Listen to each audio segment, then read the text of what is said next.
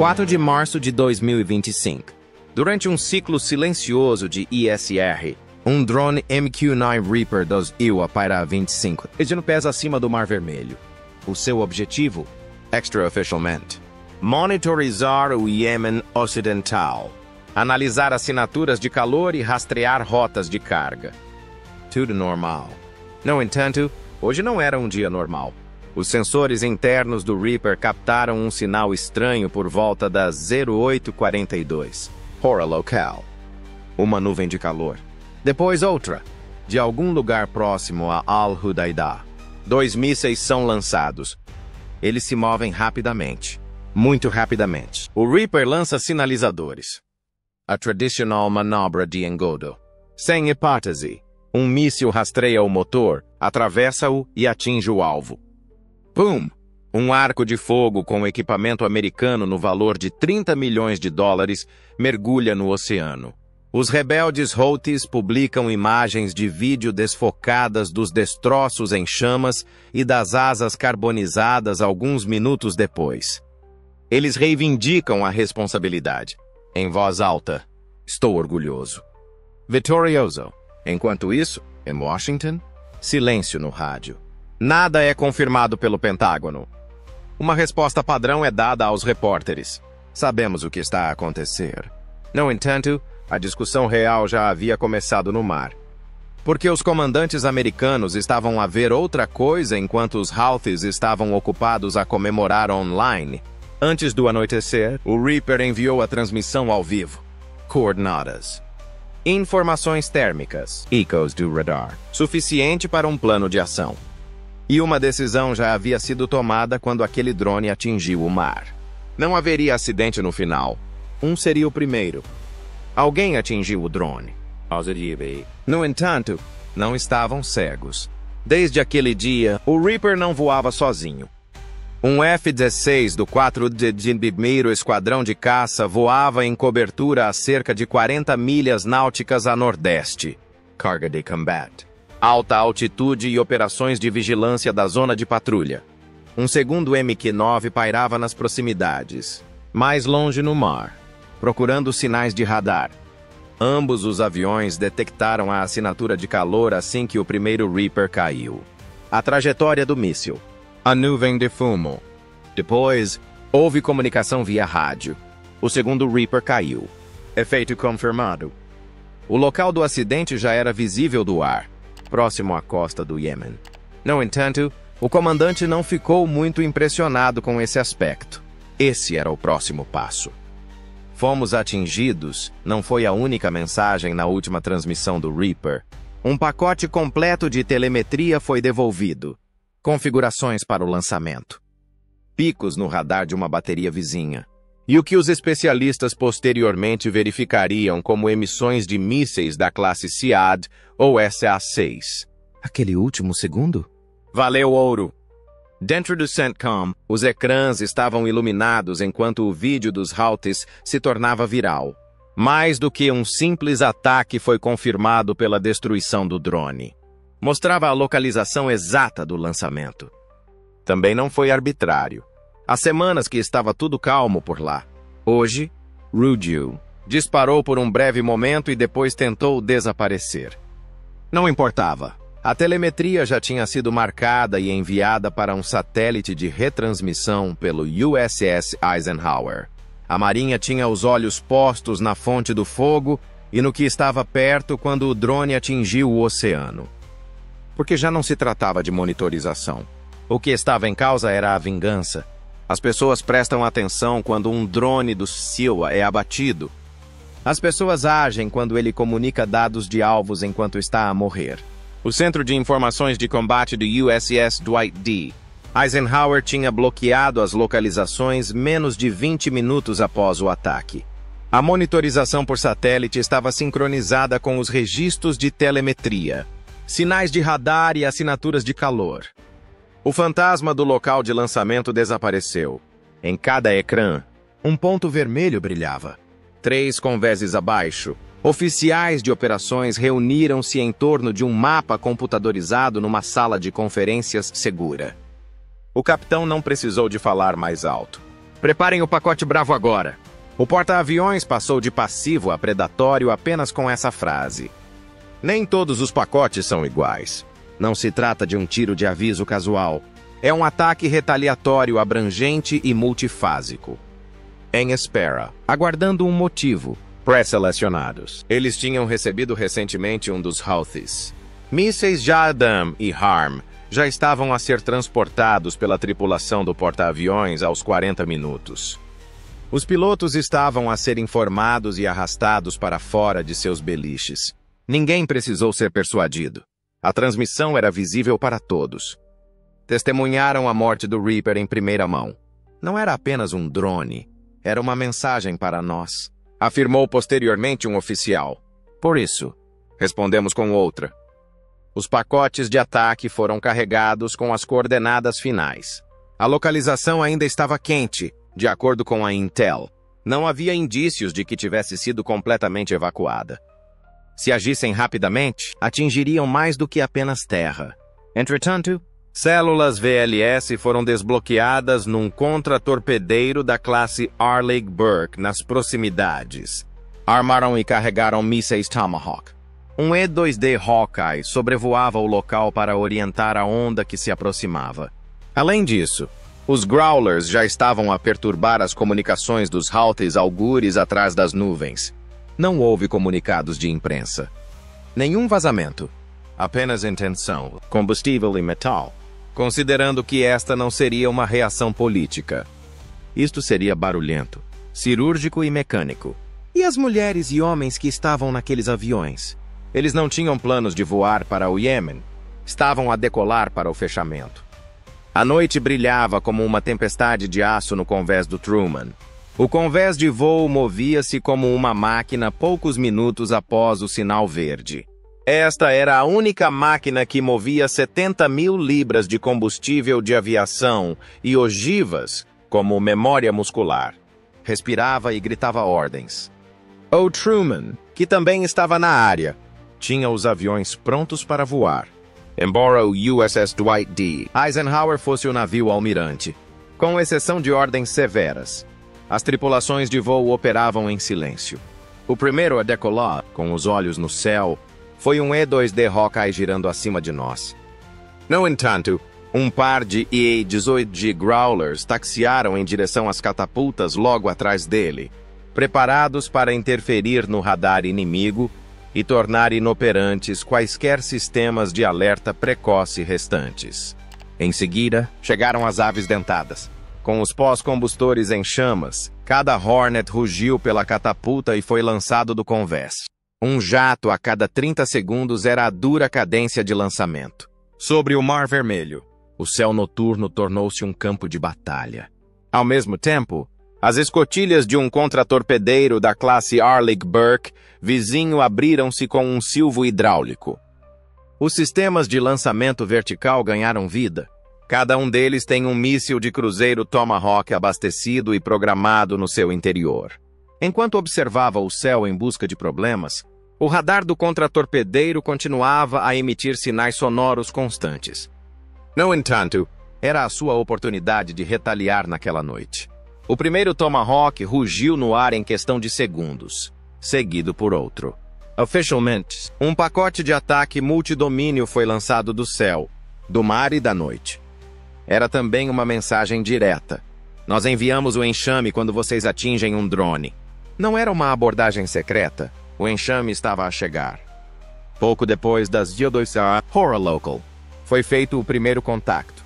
No Thermovisor. Uma plataforma de lançamento móvel fora de Al-Hudaidah ganhou vida momentaneamente. Ficou permanentemente iluminada alguns segundos depois. Detonou após ser lançado de 25. Zeros em pés por um Jadam. Explosão secundária confirmada. Havia depósitos de munições nas proximidades. Não houve oportunidade para os Houthis. As suas mãos eram demasiado lentas. Os seus olhos estavam fechados e os seus ouvidos ensurdecidos. O martelo chegou então. Aninhada numa zona industrial civil, a Wave 2 lançou o pacote de ataque restante sobre um armazém suspeito de drones. Apenas golpes precisos, sem segurança. No entanto, as estruturas perdidas Durante minutos, vários estrondos secundários ecoaram. O que estavam a esconder? Eletrônica, combustível, explosivas. O objetivo mais crucial era um dos últimos. Um bunker de comando conhecido estava enterrado nas colinas de Ras Issa. Camuflado, enterrado profundamente. Irrelevant. Foi atingido em cheio pelo último Tomahawk, que enviou uma onda de choque pela areia. O momento em que as portas do bunker explodiram para fora foi capturado por drones de vigilância no ar. Os pilotos reportaram ao Truman. Nenhuma perda. Todos os alvos foram atingidos. A missão está concluída. No entanto, eles não comemoraram. Não deram high fives uns aos outros. Não bateram os punhos. Não era Hollywood. Os registros da missão são atualizados. As aeronaves são reabastecidas para a próxima missão e há apenas acenos silenciosos. No CENTCOM. Por outro lado, o ataque foi considerado um sucesso. Zero baixas. Baixo risco e provavelmente a neutralização de vários alvos de alto valor. No entanto, a resposta oficial, nada mudou. Não houve resposta da Casa Branca. Sem pódio. Sem comunicado à imprensa. Porque a retaliação não era o único objetivo aqui. O objetivo era redefinir as regras. Para os Houthis também, eles não apenas perderam um lançador de drones. O mapa estava perdido. O céu sobre o Iêmen estava silencioso mais uma vez ao amanhecer. Silencioso demais. A realidade foi revelada por fotos de satélite tiradas poucas horas após o ataque. Edifícios queimados. Muros derrubados. Campos de destroços fumegantes. O bunker de comando? Perdido. O armazém de drones? Vaporizado. Tudo o que restou foi um rasto de 50 quilômetros quadrados de alvos queimados. Mas de Washington? Nada. Nenhuma declaração formal. Nenhuma menção numa sala de briefing. Os repórteres questionaram. As autoridades recuaram. Mantivemos um olho nos desenvolvimentos da segurança regional. Interpretação? Retaliamos. Com força. Também não terminamos de observar. Entretanto, o impacto local espalhou-se rapidamente por todo o Iêmen. Testemunhas nas proximidades de Al-Hudaidah relataram uma noite de explosões semelhantes a um terremoto. A infraestrutura utilizada pelos civis não foi afetada. No entanto, o medo tomou conta de todos. Todos estavam cientes do objetivo. E quem era o remetente da mensagem? Os Houthis correram para minimizar os danos. Imagens manipuladas foram divulgadas pela mídia afiliada ao Estado, que afirmou que nada significativo foi danificado. Apenas edifícios vazios. Locais de treino. Demolições regulares. Ninguém acreditou. Até mesmo a mídia iraniana, que geralmente exagera as vitórias dos Houthis, ficou em silêncio. Nenhuma imagem da vitória. Nenhuma montagem de propaganda. Apenas estática. Interceptações dos bastidores mostraram o terror interno. Comunicações perdidas. As ordens foram redirecionadas. A logística está paralisada. O impacto rompeu o fluxo de comando, além de danificar a infraestrutura. E o silêncio de Washington foi intencional. Porque em tempos de conflito, o silêncio fala mais alto do que as palavras. Deixar as imagens falarem por si mesmas. Deixar o adversário adivinhar quando se terminou. Talvez esteja apenas a começar. No entanto, uma coisa era evidente. Esta não foi uma reação do tipo dar uma palmada na mão. Esta demonstração foi calculada e fria. Precisão. Rapid ease. Sem perdas. O tipo de operação que serve como um lembrete para todos, especialmente aqueles que se escondem atrás de hashtags e colinas, de que não se tem passe livre sobre os recursos dos Estados Unidos. E é melhor rezar para que acerte se você atirar, porque se não acertar, o que se seguirá será o silêncio. O tipo de silêncio que vem logo antes do próximo estrondo. O Reaper completou a sua missão antes de cair. É importante lembrar que o MQ-9 é mais do que apenas uma câmara voadora. Nunca encontrará uma plataforma de espionagem mais sofisticada do que esta no Google Earth. E o que aconteceu ao que foi atingido a 4 de março? Ele testemunhou tudo. Ele bloqueou um sinal de radar suspeito que estava a subir perto da costa a leste de Al-Hudaida nos últimos 90 segundos antes do impacto. Não eram as emissões de baixa potência típicas que se esperaria de radares usados para vigilância. Não, era uma unidade SAM convencional de alta frequência e curta duração a preparar-se para o lançamento. O Reaper enviou, pingou e ampliou, ao vivo, em tempo real, registrou a forma precisa do veículo de lançamento. Os rastros de calor, os sinais de potência e as varreduras direcionais. Tudo enviado diretamente para a célula de inteligência do grupo de ataque do porta-aviões. Como um soldado rastejando com um rádio na mão, o drone continuou a filmar mesmo depois de perceber que estava a ser perseguido. Além disso, usou a ligação via satélite para enviar uma sequência completa de imagens pouco antes do impacto. Um último pacote de dados. Alvo confirmada. Localização confirmada. A assinatura correspondia a um sistema SIAD-2, um lançador de mísseis terra-ar fabricado no Irão. Boom. Estamos cientes dos outros. No entanto, o ataque dos Dale teria sido um palpite sem aquele filme. Em vez disso, foi um bisturi no peito. Por acaso, a última ação do drone foi bem sucedida. A transferência ocorreu. Além disso, o ataque subsequente não atingiu apenas algo por causa dessa transmissão. Ele atingiu o alvo certo. Algo mudou após o ataque. Foi mais do que apenas uma missão cumprida. Nas profundezas da hierarquia militar do SEAL, uma alavanca foi acionada. A região entrou num modo totalmente novo, sem fazer manchetes, silenciosamente e com força. A ação inicial? As diretrizes para a participação. No passado, as forças americanas no Mar Vermelho mantinham uma postura defensiva rígida. A menos que atirem primeiro, não atirem. No entanto, uma nova cláusula foi adicionada às ROI, se pingar more. Isso tornou possível ativar prematuramente qualquer sinal de radar que parecesse um sistema de controlo de fogo. Em segundo lugar, os porta-aviões modificaram os seus movimentos. Para cercar qualquer ameaça antes mesmo que ela cruzasse a costa, o USS Dwight D. Eisenhower e o USS Truman começaram a voar em patrulhas aéreas de combate, cobertura 24 horas por dia e cobertura de caças em camadas.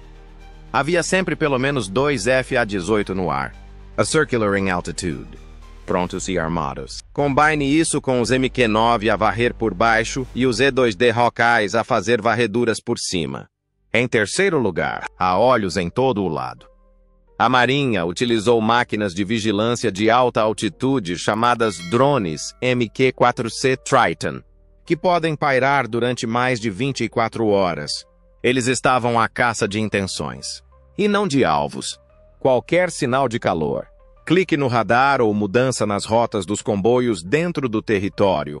Hold-se é sinalizado, rastreado e priorizado.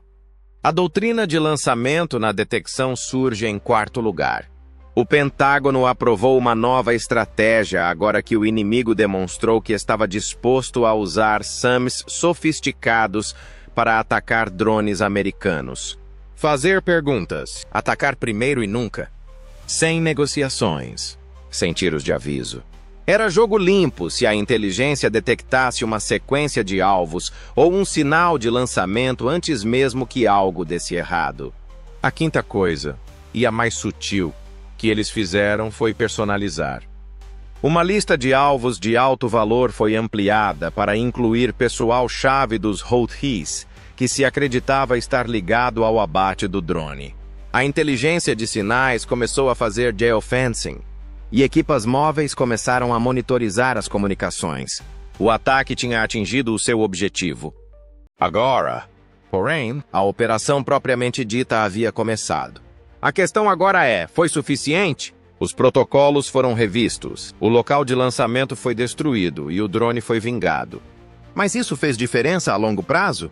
As rotas marítimas continuam em risco. O Mar Vermelho continua sendo um campo de batalha e os Houthis continuam vivos, mas feridos. O que mudou foi a postura. Os Estados Unidos agora estão a caçar, em vez de reagir.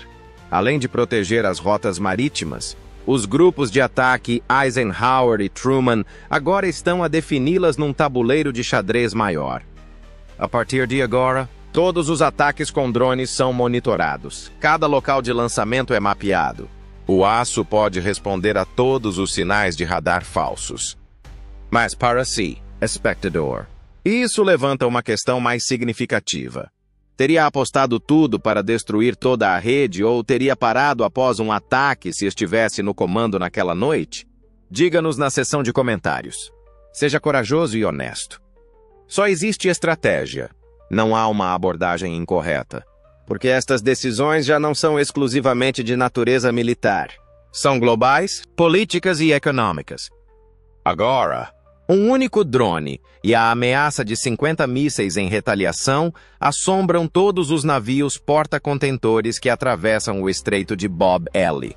Mandab. O que se seguirá? Quem piscar primeiro determinará isso. Um drone foi destruído pelos Houthis. O que receberam em troca? Um silêncio ensurdecedor por parte do governo dos GIL, uma enxurrada de mísseis e locais de lançamento destruídos. O problema é que isto ainda não acabou, porque aquele MQ-9 era um sinal, não apenas um drone. Uma indicação de que os regulamentos foram modificados e que a Marinha dos Biscaynes não está mais destinada a sofrer ataques. O seu objetivo é impedir as ameaças antes que elas comecem. O Mar Vermelho evoluiu para além de um mero ponto quente. A guerra moderna, os drones, ISR, as bombas inteligentes, a interferência eletrônica e as táticas de contra-ataque estão a ser testadas em tempo real lá. E quanto ao próximo confronto? Provavelmente está a ser carregado num porta-aviões, porque esse pode ser o último radar Houthi a piscar. Cada lançamento de drone pode ser o início de um ciclo de bombardeamentos com duração de 24 horas. E eles podem não falhar o próximo tiro. Isso leva-nos à sua última pergunta. Na sua opinião, os Estados Unidos devem continuar a responder com ataques? Ou tudo deve ser encerrado e intensificado? Lemos todos os seus comentários. Por isso, partilhe a sua opinião. Para garantir que não perde o que vai acontecer a seguir, clique no botão Gosto, inscrever-se no canal e toque no sino se achou esta análise dramática, reveladora ou simplesmente louca. Obrigado por assistir. Mantenha-se vigilante e seguro.